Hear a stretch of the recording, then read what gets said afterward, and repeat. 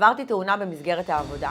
מה עושים עכשיו? אם עברת תאונה במסגרת העבודה, הרגעים הראשונים הם הקריטיים ביותר וחשוב שתראה את הסרטון הזה. השלב הראשון, להבין שזה לא רק מקרה רפואי. רוב האנשים מתמקדים רק בטיפול הרפואי, ובצדק. במקביל, כבר מתחיל תהליך שיש לו השפעה גדולה על גובה הפיצוי שתקבל בהמשך. ההחלטה שתקבל עכשיו על מי יהיה עורך הדין שילווה אותך, יכולה להשפיע על ההכרה שתקבל, על הזכויות ועל היציבות הכלכלית שלך בהמשך. השלב השני, אל תפעל על אוטומט. בתאונות עבודה, כל מקרה הוא שונה וכל פגיעה נראית אחרת על הנייר. צריך לעצור, לראות את התמונה המלאה ולבנות את הדרך קדימה בצורה מסודרת. והשלב השלישי, להבין למה ליווי מקצועי הוא כל כך חשוב עכשיו. ניהול נכון של תאונת עבודה דורש ניסיון משמעותי. להבין מה המשמעות של הפגיעה, לתכנן נכון את הצעדים הבאים ולוודא שלא מפספסים שום דבר בדרך. משרדנו מתמחה בניהול תיקים מורכבים בתחום תאונות העבודה. אנחנו מלוות את הלקוחות שלנו כבר מהשלב הראשון בשקיפות, באחריות ועם קשר אישי.